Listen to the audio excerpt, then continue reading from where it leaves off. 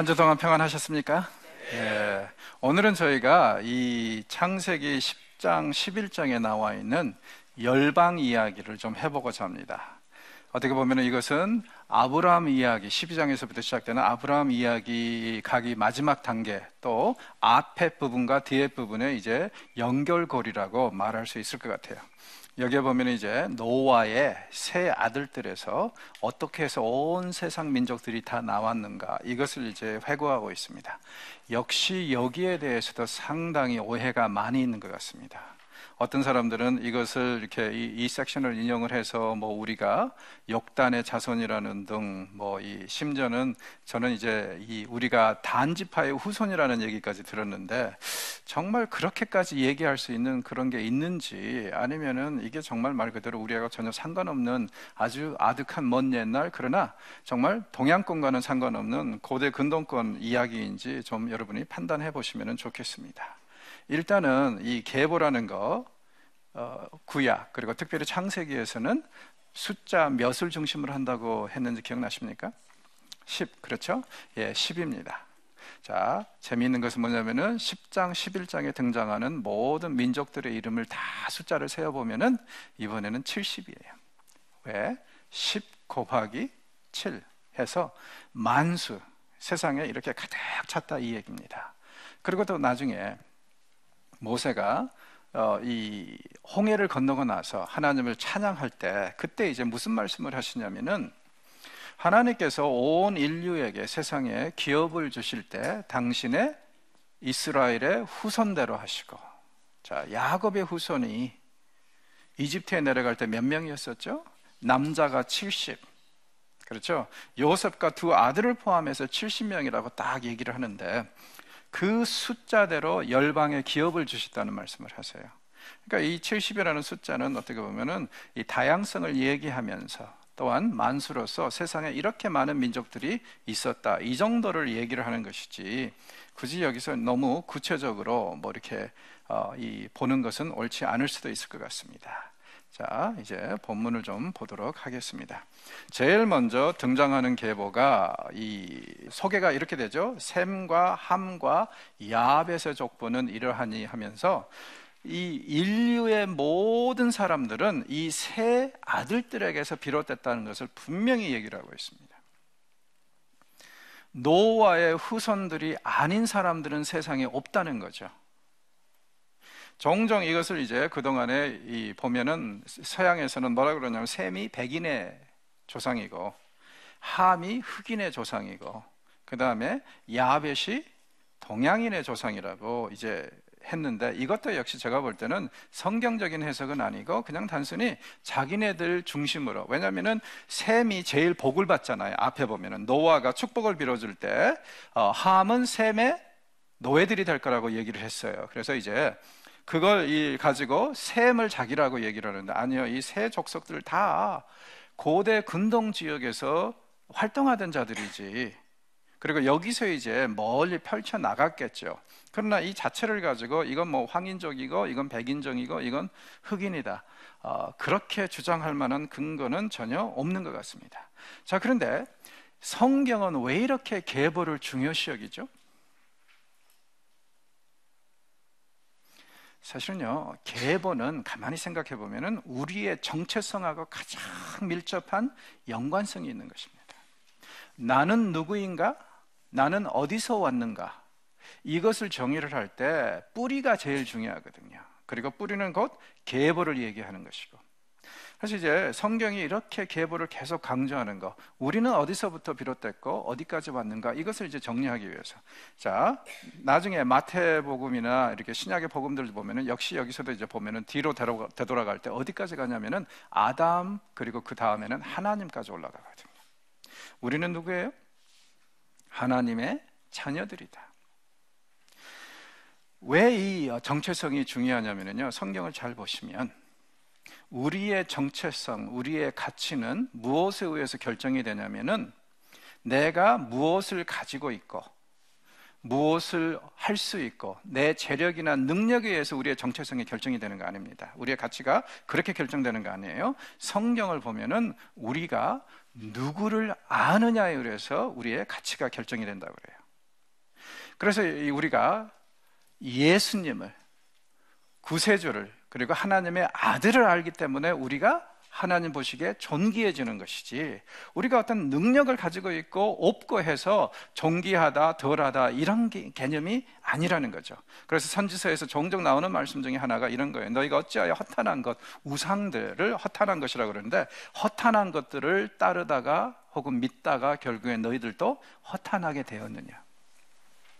우리의 가치 어디서 비롯되냐면은 우리는 누구인가에서 비롯되는데, 우리는 누구인가 문제는 분명히 정체성에서 시작이 되고 우리 조상의 뿌리에서 시작이 되기 때문에, 그래서 이제 이렇게 계보에 대해서 성경은, 그리고 창세기도 굉장히 깊은 관심을 가지고 있습니다.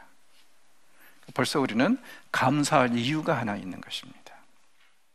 아무것도 못해도, 아무것도 없어도 우리가 하나님을 알고 우리가 하나님의 자손이라는 것을 깨닫는 순간에 우리는 이 세상에서 가장 복받은 자들이고 존귀한 자들이라는 거 생각할 수 있고, 그거에 대해서 우리는 분명히 감사할 수 있어야 될 것 같습니다. 자, 이렇게 소개한 다음에, 세 아들들을 소개한 다음에 그 다음에는 이제 구체적으로 자손들을 얘기를 하는데, 먼저 야벳의 자손들 얘기가 나옵니다. 그래서 야벳의 자손들 보면은 고멜, 마곡 등등 해서 숫자를 세어 보면은요, 정확히 14개의 이름이 언급이 됩니다. 그러니까 야벳에게서 비롯된 자손들이 14개 족속보다 훨씬 더 많을 수 있어요. 그런데 이제 성경 저자는 단순히 이 야벳의 자손들은 14수로 얘기를 합니다. 역시 선별적으로 얘기를 하고 있다, 그렇게 얘기를 할 수 있을 것 같아요. 이게 이제 선별적이라는 것이 대본에 어떻게 드러나냐면은, 이 야벳의 자손들 중에서 고멜과 메대에 대해서는요 더 많은 자손들 얘기가 나옵니다. 그런데 반면에 뭐 야완이나 마곡이나 이런 두발인 이런 사람들에 대해서는요 더 이상 얘기를 안 해요. 그러면 이 사람들은 자손이 없었다는 얘기일까요? 그건 아니겠죠. 이 사람들도 분명히 자손 대대로 이제 갈 텐데, 성경 저자의 관심 밖이라는 것이죠.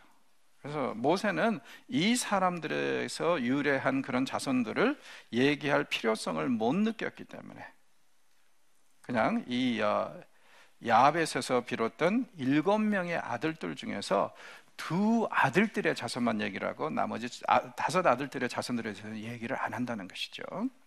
그 다음에 이제 함의 자손으로 넘어갑니다. 자, 함의 자손을 보면은 30명의 자손이 나와요. 역시 함의 계보를 추적해 보면 분명히 이 외에도 수많은 족속들이 있었을 것입니다. 그런데 여기서 저자는 그냥 30으로 제한을 합니다. 그리고 이 섹션마다 끝맺는 말이 거의 비슷해요. 여기에 보면 이제 함의 자손에 대해서 쑥 나열을 한 다음에 20절에 뭐라고 그러냐면은, 이들은 함의 자손이라 각기 족속과 언어와 지방과 나라대로였더라. 그런 말씀이 나왔는가 하면은요, 앞에 이 야벳의 자손에 대해서 얘기를 할 때도요 5절에 보면은 이렇게 나오죠. 이들로부터 여러 나라 백성으로 나뉘어서 각기 언어와 족속과 나라대로. 그러면은 지금 우리가 알기로는 바벨탑 사건이 나중에 일어나는데, 지금 바벨탑 사건하고 별로 상관없이 이미 언어가 나누어지고 있는 현상을 이렇게 보여주는 거 아닐까요?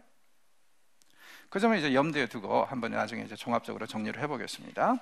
함에게서 비롯된 자손들을 정리를 해보면은요, 역시 여기서도 보십시오. 구스를 통해서 나온 자손들에 대해서는 3대까지 가면서 이들이 새로운 민족을 시작했다고 얘기를 해요. 그런데 반면에 붓 같은 사람은요 아예 이름만 나오고 그의 자손들은 아예 안 나와요, 하나도. 이런 것들을 보면 역시 이 계보가 비록 30명의 이름으로 구성되어 있지만 상당히 선별적이다. 그리고 다 있는 것을 그대로 보여주는 것이 아니다, 대본에 드러나죠. 자, 야벳, 그 다음에 햄 나왔어요. 이번엔 뭐가 나올까요? 셈이 나오겠죠. 예. 셈의 자손들. 또 한 가지 생각해 보실게. 앞에서 우리가 70명의 혹은 70개의 이름이 나올 거라고 그랬었죠. 그런데 첫 번째 야벳이 14 족속을 시작했습니다. 그 다음에 함이 30개 족속을 시작을 했죠. 그럼 둘을 더하면은 44죠. 그러면은 70을 만들려면은 이제 몇 남았어요? 그렇죠? 자, 그래서 이제 여기에 보면은 이 셈의 자손들의 숫자를 세 보면은요 26개의 이름이 나옵니다. 그래서 26개의 이름 딱 추적을 해보면 역시 여기서도 확실하게 드러나는 게 뭐냐면은 절대로 성경 저자가 모든 사람들에게 대해서 똑같은 관심을 주는 것은 아니다. 그래서 햄의 네 아들들 중에서도 두 아들만 자손들이 언급이 되고요. 그리고 두 아들 중에서도 이 아르박살이 굉장히 관심을 갖게 되죠. 왜 그러냐면은 지금 이 벨렉의 시대에 가서요. 땅이 나눠졌다는 얘기가 나오거든요. 그리고 이 벨렉의 계보가 어디서 따로 등장하냐면은 바벨탑 사건 이후에 다시 등장해요. 무슨 뜻입니까? 심지어는 셈족 계보 중에서도 지금 욕단의 계보는 하나님께서 쓰시질 않고 나중에 벨렉을 통해서 오는 자손의 계보, 이걸 어떻게 이제 표현을 하냐면은 11장에 가면은요 벨렉을 통해서 오는 자손들은 몇 살에 누구를 낳았고 몇 년을 더 살면서 얼마를 향수하면서 애들을 낳았고 그 다음에 몇 년에 죽었더란 말이 그 추가적인 정보가 주어집니다. 자, 성경에서 계보가 추가적인 정보를 제공할 때는 바로 그 계보를 통해서 하나님께서 역사하실 것이라는 것을 암시한다고 그랬었죠. 자, 그래서 지금 바벨탑 사건 전에 이 셈족 계보가 하나 나오긴 하지만 여기에는 이름만 나와요. 26개의 이름. 반면에 이제 바벨탑 사건 이후에 셈족 계보가 두 번째로 등장하는데 그 계보는 이제 벨렉을 통해서 드러나는 계보인데 그 경우에는 이 자세한 정보들이 나온다 이거죠. 그래서 이제 하나님께서 그 라인을 쓰실 거라는 것을 이런 식으로 암시를 하는데 아니나 다를까 끝에 가니까 누구 이름이 나오냐면은 바로 아브라함. 그러니까 12장부터 주인공이 될 아브라함의 이름이 이 벨렉을 통한 셈족 계보, 두 번째 셈족 계보를 마지막 부분을 장식을 하고 있습니다. 그래서 이 사람들을 통해서 세상의 모든 사람들이 다 나뉘어졌다 그래요. 그러면은 성경은 분명히 얘기를 합니다.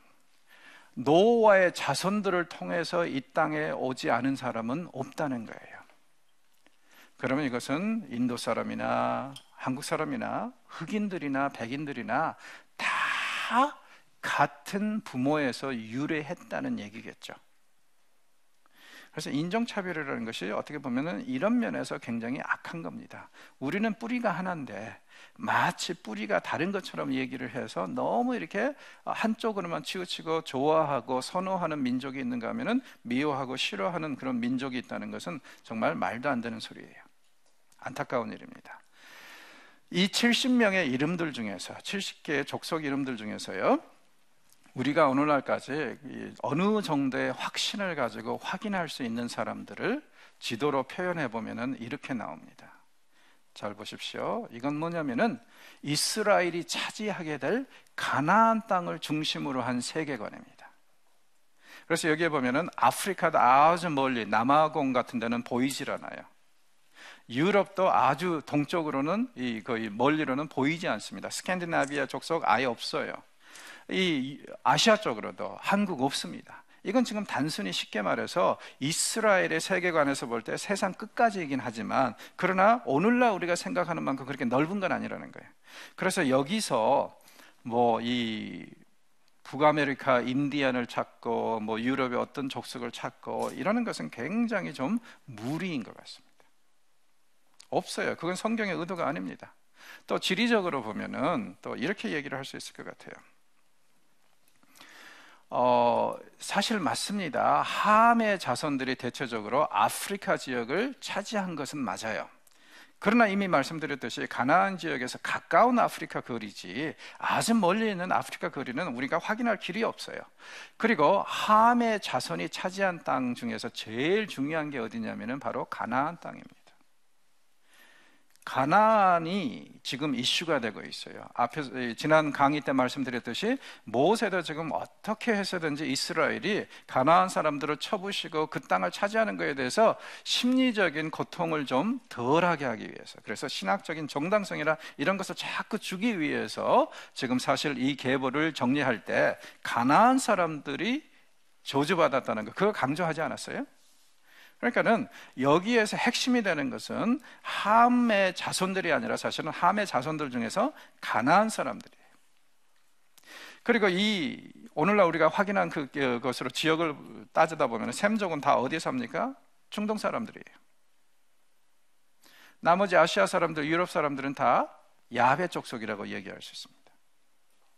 그러니까 이걸 가지고 백인, 흑인 고르는 거 참 어이없는 일이고 근거도 없는 얘기고, 이것은 단순히 모세 시대의 이스라엘의 세계관에서 볼 때 세상이 주변에 이런 민족들이 있는데 이런 민족들은 다 이 노아의 세 아들들에서 비롯된 것이다, 이걸 강조할 뿐입니다. 제가 아프리카에 가서 강의를 할 때 이 열방 기록을 가지고 이제 강의를 했었어요. 그러니까 이제 한참 창세기 강의를 하다가 이제 중간에 이게 나온 거죠.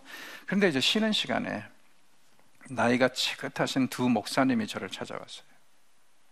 그래서 이제 눈물이 글썽해 가지고 저한테 하신 말씀이 뭐냐면은 평생 자기네들의 가슴을 짓누르던 그 무엇인가가 떨어져 나가는 느낌이라는 거예요. 그래서 목사님, 도대체 그게 무슨 말씀입니까? 그랬더니 자기가 젊었을 때부터, 어렸을 때부터 끊임없이 선교사들한테 들은 얘기가 뭐냐면은 아프리카 사람들은 함의 후손이기 때문에 저주를 받았다. 그래서 이것 때문에 피해의식이 너무 강하고 그래가지고 선하신 주께서 왜 우리 흑인들을 저주하셨을까요? 계속 그게 비록 자기네들이 목사가 되고 복음을 선포하는 사람이지만 그럼에도 불구하고 심적으로 부담이 되어 왔다는 거예요. 그런데 오늘 당신이 강의하는 거 들어보니까 전혀 아니네요. 그건 오해였고 잘못된 가르침이었네요. 그러면서 드디어 이제 자기네들을 짓누르고 있던 그 무게가 떨어져 나가는 그 느낌이라면서 이 나이 드신 목사님들이 눈물이 글썽해가지고 저를 찾아왔어요. 그때 저는 정말 분노를 느꼈습니다. 어찌하여 선교사들이 복음은 전하지 않고 부수적인 것, 자기네들의 편견과 자기네들의 문화적인 것, 이런 것들을 복음이라고 둔갑시켜서 가르친단 말입니까? 그러면서 또 한 가지, 성경에 보면 우리가 진리를 알아야 되는 이유는 뭐냐면 진리가 우리를 자유케 할 것이라고 하기 때문에 우리가 진리를 알아야 되는 거 아니에요? 그런데 이 사람들의 경우에는 소위 말해서 진리가 그들을 오히려 짓눌렀어요. 이건 말이 안 되는 소리입니다. 그러면서 나중에 또 한 가지 간증을 해주시더라고요. 뭐라 그러시냐면 사실은 그것만 들은 것이 아니라 저는 이런 얘기까지 들었습니다 하면서 얘기를 해주시는데, 여러분 그 흑인들이 다른 데는 다 까만데 손바닥만 하얀 거 아시죠? 그래서 저는 어렸을 때 그런 거 가지고 농담 많이 했었어요. 우리 어린 애들 사이에 어떤 농담이 있었냐면 하나님은 흑인을 만드실 때 벽에 기대라고 하시고 그리고 딱 페인트를 까맣게 칠하셨는데 벽에 붙어있는 손바닥은 잊어버리셨다 이거예요. 그래서 손바닥만 하얗다, 이런 농담도 하고 그랬었는데 철없을 때니까요. 이분들이 하시는 말씀이요, 백인 선교사님들이 오셔가지고 진리라고 가르치시는 게 왜 당신들이 손바닥만 하얀 줄 아느냐 하면서 하시는 말씀이 이 손바닥 색깔의 인종에게 빌어먹으라고 그랬다는 거예요. 그래서 저는 그때 그 쌍욕이 나오더라고요. 그런 인간 잡아오라고. 나 가만히 안 되겠다고. 그럴 수 없죠. 우리가 복음하고 그 다음에 부수적인 것, 우리의 편견, 심지어는 이 편견이 잘된 것도 아니죠, 잘못된 것을 분명히 구분할 줄 알아야 되고, 우리는 오직 그리스도의 복음만 전해야 됩니다. 설교도 마찬가지라고 저는 생각을 해요. 우리의 편견은 다 내려놓고 이렇게 가야지 그렇게 가면은 안 되죠. 자, 그리고 설령 이 함의 자손들에게 저주가 영원히 내렸다 할지라도 그 저주가 오늘날까지 유효합니까? 그럴 리가 없죠. 그럴 리가 없죠. 그리스도께서 십자가에서 죽으심으로 인해서 모든 저주의 사슬을 끊지 않으셨습니까? 그렇다면은 옛날에는 예를 들어서 함의 자손, 가나안의 자손이 저주를 받았다 할지라도 그리스도를 아는 사람들한테는 더 이상 그런 얘기가 통해서는 안 되죠. 왜? 그리스도께서 그런 저주의 사슬을 끊으시려고 죽으신 거 아닙니까? 그런데 어찌하여 우리는 전혀 그런 걸 생각하지 못하고 아직도 이런 얘기들을 서로 주고받는단 말입니까? 말도 안 되는 소리예요. 그리고 뭐 이 욕단, 여기를 이걸 바탕으로 해서 우리가 욕단의 후손이다, 이렇게 이제 한국에서 주장하는 분들도 있고, 나중에는 단지파 얘기도 하고 그러는데 다 쓸데없는 소리입니다. 근거 없는 얘기고, 여기서는 단순히 70이라는 숫자는 무엇을 상징한다고요? 총체성. 그렇죠. 총체성.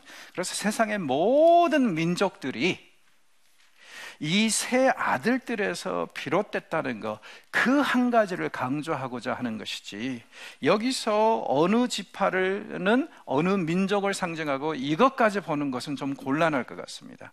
물론 구체적으로 보는 경우들은 있어요. 아주 이제 고대 근동 지역에서 오랫동안 존재했던 그 민족들은 여기에 당연히 나오죠. 그러나 유럽이나 아시아나 북미나 남미에 있는 족속들이 여기에 나올 리는 없지 않습니까? 왜냐하면 여기는 지금 이스라엘의 세계관에서 주변 이웃들을 보고 있기 때문에 그래요. 그리고 70, 문자적으로 만약에 그렇게 풀어야 된다면은 세상에는 70 족속보다 훨씬 더 많지 않습니까?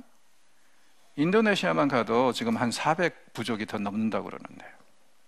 그러니까 그건 이 근거 없는 얘기로 그렇게 생각하시는 것이 좋을 것 같아요. 자, 이렇게 이제 모세는 70이라는 숫자를 사용해서 세상에 가득했다, 인구가. 온갖 족속이 가득했다, 이렇게 얘기를 했어요. 하나님께서 창세기 6장에서 기억나십니까? 온 땅에 인간이 많아졌었는데 노아의 가족들만 남기고 다 죽이셨죠. 그런데 지금 여기서 다시 70 족속이 나왔다. 무슨 뜻이죠? 하나님께서는 다시 인류를 축복하셔서 생육하고 번성하도록, 그러니까 노아와 그의 아들들에게 주신 축복이 다시 성취됐음을 얘기를 합니다.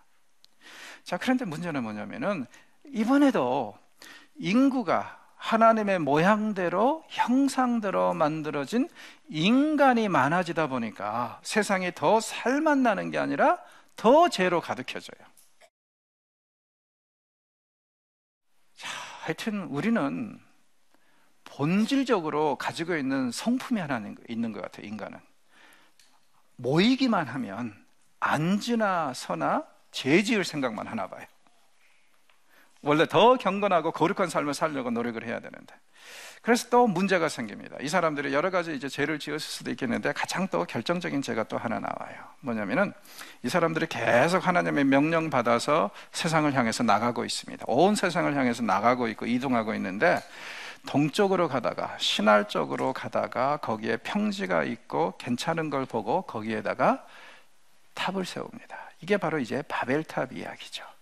바벨탑 이야기를 보면은 지금 하나님께서 생육하고 번성하라, 온 땅에 충만하라, 이 말씀을 또 한 번 어기는 사건이에요. 어떤 면에서 가인이 하나님의 심판을 받아서 떠난 다음에 에녹성을 세웠죠.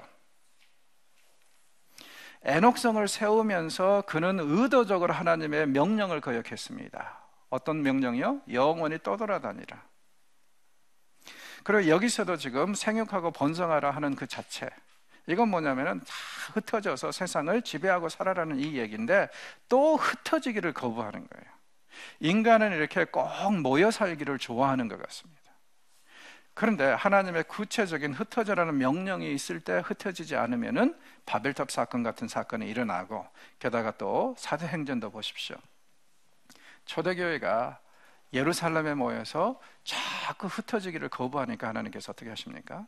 아예 핍박을 주셔서 흩어버리시죠.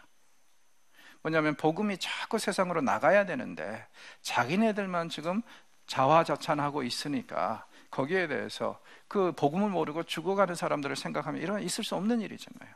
그리고 복음을 받고 나누지 않는 것은 너무 이기주의적인 생각이고, 그래서 하나님께서 자꾸 흩어져라 하시면서 흩어지기를 거부하니까 그런 이제 이 명령까지 내리시고 결단까지 내리신 것이 바로 사도행전의 그 사건입니다.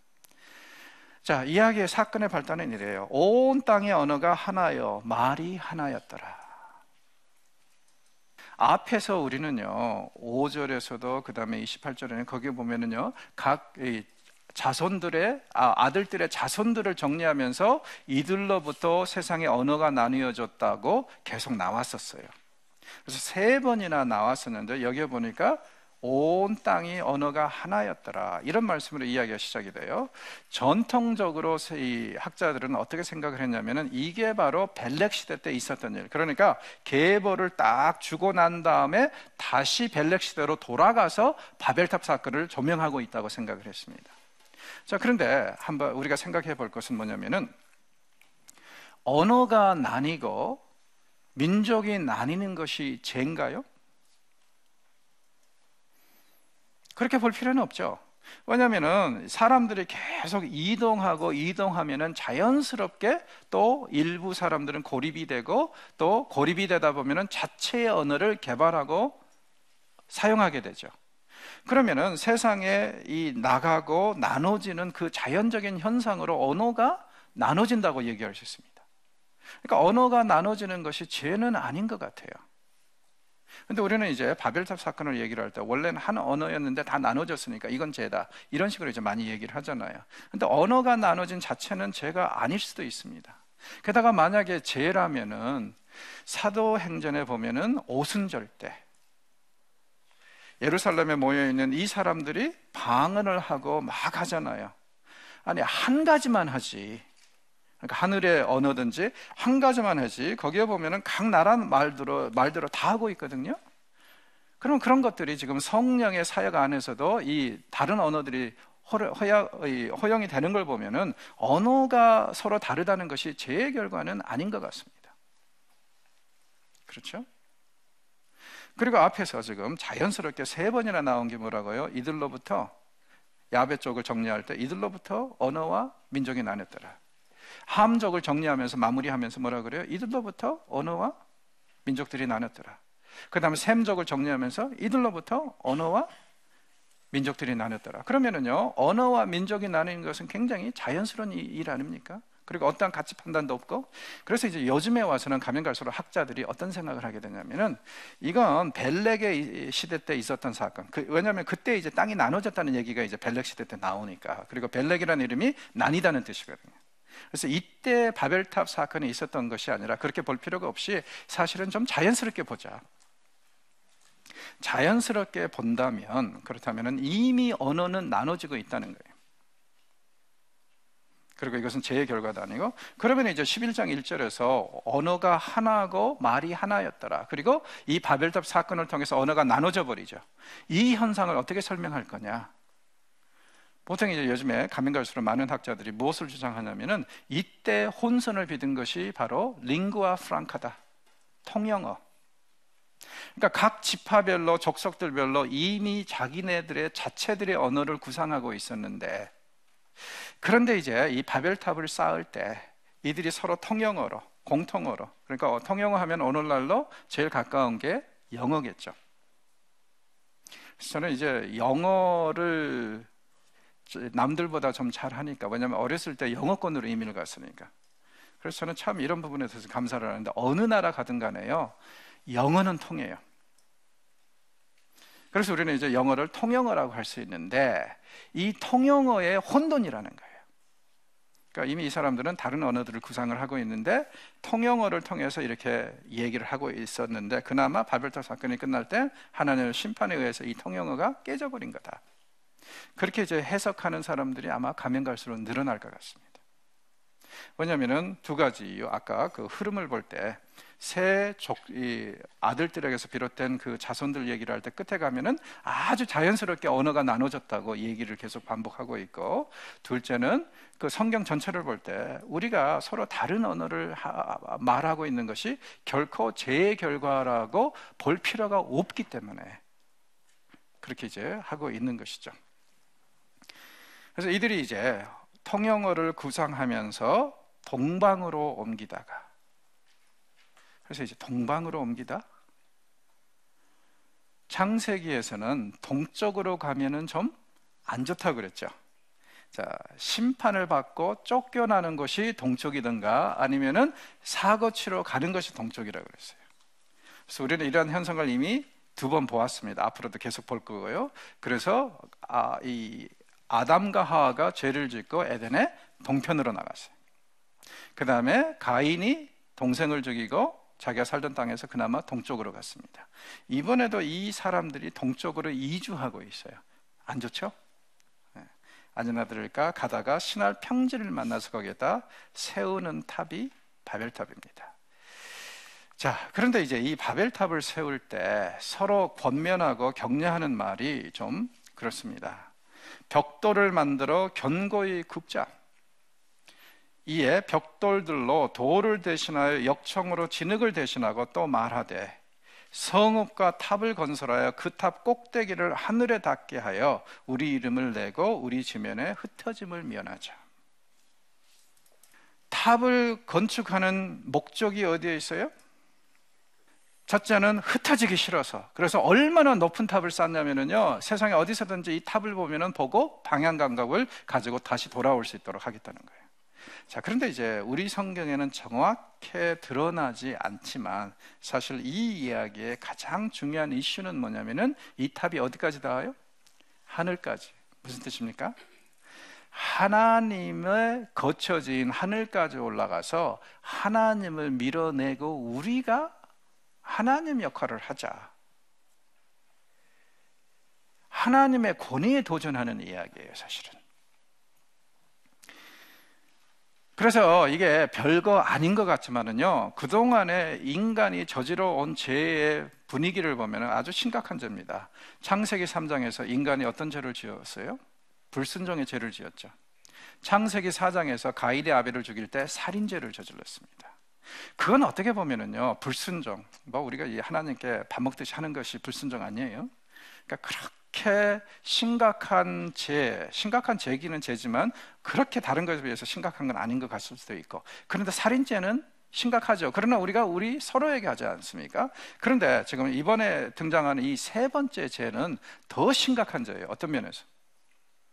하나님의 권위에 도전할 뿐만 아니라 아예 노골적으로 자기네들이 신이 되겠다고 나서버리지 않았습니까? 그래서 학자들은요, 이 11장 마지막 부분을 읽으면서 이런 질문을 던집니다. 제대로 해석을 하면 이런 질문을 하게 되죠. 인류에게 소망이 있는가? 시간이 지나면 지날수록 계속 죄의 정도가 심각해진다 이거예요.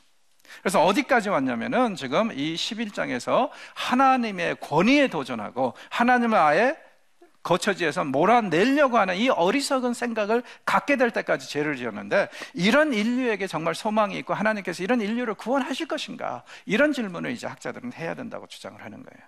다행히 감사하게 뭡니까? 다음 뒤에 우리가 볼 창세기 12장에서 보면은요, 하나님께서 온 인류는 버리셨을지 몰라도 아브라함을 통해서 소수는 구원하시겠다고 나서신 거예요.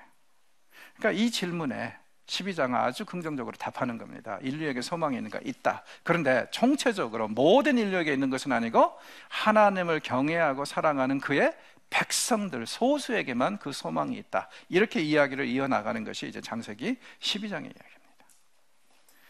그래서 죄의 심각성이 시간이 지날수록 사실은 더 심각해지고 있어요.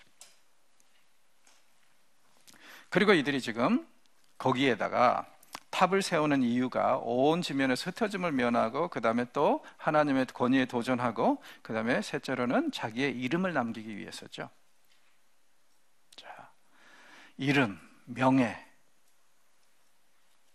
재미있는 것은 뭐냐면은 여기에서 일종의 언어 유희가 구상이 되고 있어요. 이 텍스트에서. 바벨탑 사건은 어떤 사건이냐면, 자, 히브리어로 이름, 명예를 뭐라 그러냐면 셈이라고 그럽니다. 여기서 이제 셈족이라는 이름이 나왔어요. 셈. 그런데 셈하고 소리가 비슷한 게 샴이 있습니다. 샴은 뭐냐면은 지명 대명사라고 그러나요? 거기, 그곳, 그런 뜻이에요. 자, 이 사람들이 셈을 남기기 위해서, 이름을 남기기 위해서 샴에다가 바벨탑을 세웠어요. 그런데 이 셈을 하나님께서 주시지 않고 12장에 가면 누구한테 주냐면은 아브라함에게 줘요. 그래서 이제 이 이야기를 잘 보시면 셈과 샴을 통해서 언어 유희가 구성이 되고 있는데, 이 사건을 통해서 우리는 한 가지 철저하게 배워야 될 게 있습니다. 명예라는 것은, 이름이라는 것은 하나님께서 세워주시고 인정하실 때 영구적이지 인간이 스스로 노력해서 세우는 것이 명예가 아니라는 것이죠. 물론 우리는 PR 시대를 살고 있습니다. PR 시대가 어떤 시대예요? 자기 자신을 피 터지게 알리는 시대. 그래서 이제 요즘을 PR 시대라고 그러는데, 성경은 아주 영원한 명예, 두루두루 기념될 명예와 이름은 하나님께서 세워주시는 것. 마치 아브라함에게 약속하신 그 축복 중에 하나가 뭡니까? 너의 이름을 창대케 하리라. 그 명예. 그래서 오늘 우리가 누구에게 인정받으려고 무엇을 위해서 노력하고 있는지 한번 많이 고민을 해봐야 될 것 같습니다. 만약에 우리가 스스로 우리를 알리려고 하고 이름을 쌓으려고 한다면 저는 분명히 말씀드립니다. 예언합니다. 그 명예 여러분 돌아가시면 다 무너질 거예요. 반면에 오늘은 내가 좀 지지부진하더라도 하나님께서 나를 인정하시고 하나님께서 내 명예를 세워주신다면, 그렇다면 여러분은 두루두루 기념이 될 것입니다. 그래서 이 사람들 지금 명예를, 이름을 쌓기 위해서 이걸 하고 있어요. 자, 여기에 대해서 하나님께서 딱 보시니까 기가 막히죠. 다시 한번 인간은 축복을 이상하게 지금 악으로 바꾸고 있습니다. 그래서 딱 내려다보면서 내려가야겠군, 가서 흩어버려야겠군. 그런데 이제 여기서도 이 재미있는 게 뭐냐면은 하나님께서 우리라는 말씀을 쓰시죠. 우리가 내려가서 그들의 언어를 혼잡하게 해야 되겠다. 지금 창세기 안에서 벌써 세 번째입니다. 1장에서 우리의 모양대로 형상대로 인간을 만드시겠다 그랬어요. 3장에서 죄 지은 인간이, 선악과를 따먹은 인간이 이제 우리 중 하나같이 되었으니까 내보내야겠다, 그렇게 말씀하셨어요. 이제 여기서 세 번째로 우리가 내려가자. 그러니까 이것은 유태인들이 말하는 것처럼 하나의 문학적인 표현이 아닙니다. 하나님의 성품 안에 이미 삼위일체가 있음을 누누이 강조하고 있고 암시하고 있는 거예요. 그리고 요한복음 1장을 바탕으로 해서 이러한 현상을 읽으면 다르게 해석할 수가 없습니다. 태초에 하나님이 계셨고 말씀이 계셨는데 이 말씀을 통해서 세상을 창조하셨고 주관해 오셨다는 것. 이 말씀이 누구예요? 예수님이시거든요. 그리고 나중에 성령도 하나님이시라고 그러시죠. 사도행전에 보면은, 그 외에 다른 데도 보면은요. 그러면은 지금 하나님은 이미 세 분이십니다. 나중에 한 분이 셋으로 나눠진 것이 아니라 태초 때부터. 그래서 지금 창세기 벌써 1장에서 11장 사이에 세 번이나 하나님의 우리라는 말씀이 나오는 거예요. 이런 것들을 의도적으로 억지로 무마하면서 이건 아니다, 이렇게 주장하는 것은 제가 볼 때는 굉장히 무책임한 얘기라고 생각을 해요. 유태인들은 사실은 그렇게 갈 수밖에 없어요. 문법을 그렇게 주장할 수밖에 없어요. 이건 하나의 표현이다. 왜요? 그 사람들은 삼위일체를 믿지 않기 때문에. 삼위일체의 가능성을 논하게 되면 큰일 나거든요. 그러니까 그 사람들이 옛날부터 이런 주장을 해왔던 것은 정치적인 이유에서이지 어떤 이 문법적인 거, 그런 것은 전혀 아니라고 저는 생각을 해요. 드디어 이제 신약에 와서 왜 자꾸 하나님께서 구약에서 우리라는 말씀을 쓰시는지 이제 이해를 하게 됐잖아요. 삼위일체라는 것이 그런 이제 면모가 있습니다. 그래서 하나님께서 이 민족을, 이제 백성들을 아예 흩으시기로 했어요. 그러다 보니까 이들이 이제 결국에는 언어가 혼란이 왔고, 그래서 흩어지기 시작합니다. 건설하던 탑도 무너졌겠죠. 그래서 이제 온 땅에 지면에 흩으셨다 그래요. 우리가 스스로 흩어지지 않으면, 좋은 의도에서요, 그러면은 하나님께서 억지로라도 흩으시는 그런 역사를 하십니다. 자, 그러면은 이 바벨탑은 어떻게 생겼을까요? 도대체 얼마나 높았을까? 알 수는 없죠. 그러나 예술가들의 상상을 한번 생각을 해보십시오. 피터 브루겔이라는 사람이 1500년대 그린 그림입니다. 사실은 바벨탑 몇 층 안 되죠. 그러나 중요한 게 뭐냐면 구름이 바로 위에 떠 있죠. 이게 이제 예술가들의 라이센스라고 말할 수 있죠. 표현을, 굉장히 높은 탑, 요즘 말로 하면 진짜 높은 탑, 이런 탑을 세웠는데, 그런데 층수는 몇 개 안 돼요. 근데 이게 높은 탑이라는 거 어떻게 알 수 있어요? 구름이 지나가잖아요. 또 보십시오. 브루겔의 픽처입니다. 이번엔 아예 구름이 이제 바벨탑의 중턱에 가고 있죠. 자, 제일 어떻게 보면 바벨탑 할 때 유명한 그림이 구스타브 도레의 그림입니다. 이 사람은 굉장히 그 흑백 스케치만 많이 하셨는데요. 종교적인 사파를 굉장히 많이 하셨고, 이것이 이제 이 그림이 특징이 뭐냐면은 이분은 바벨탑 사건하고 우상숭배를 섞었어요.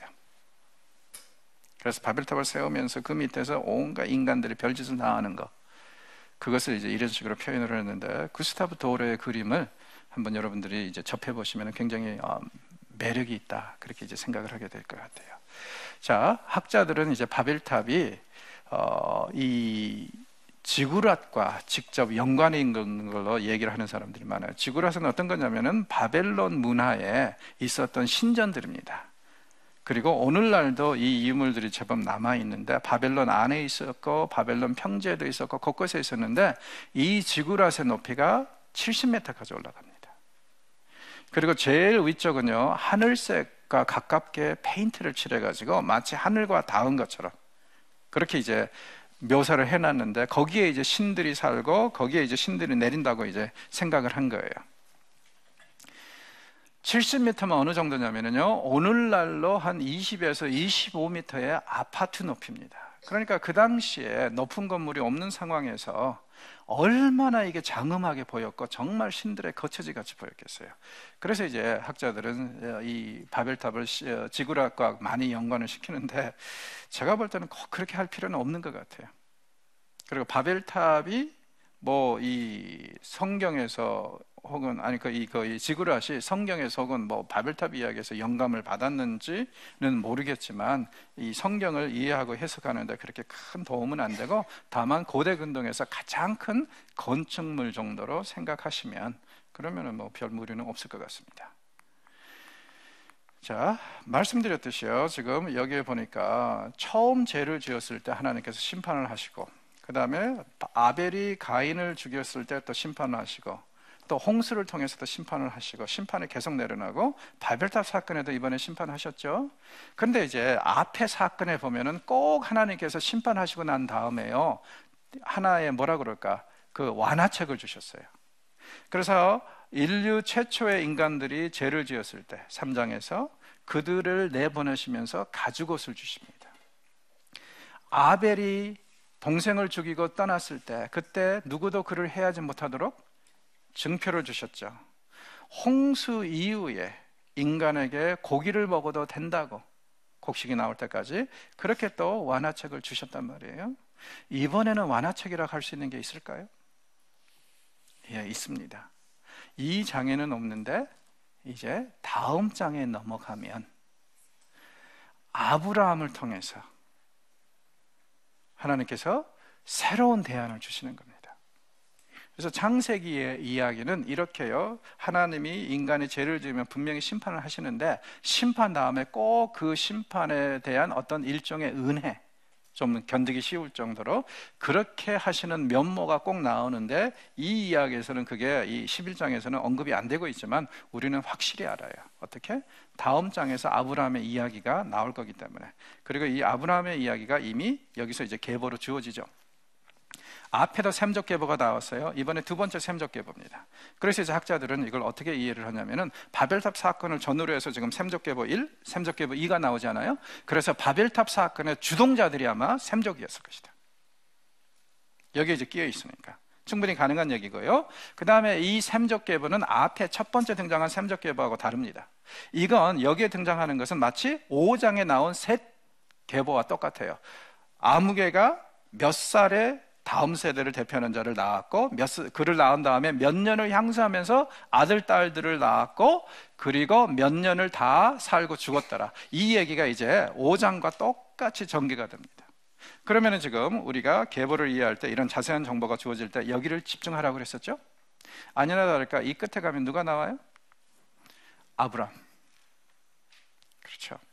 그래서 아브라함의 이야기로 이 섹션이 마무리되면서, 비록 바벨탑 사건이 심판의 사건이었고 죄의 사건이었지만, 마치 노아의 홍수 이야기가 새로운 창조를 시작하는 도약의 이야기였던 것처럼, 이 바벨탑 사건의 끝마무리는 어떻게 됐어요?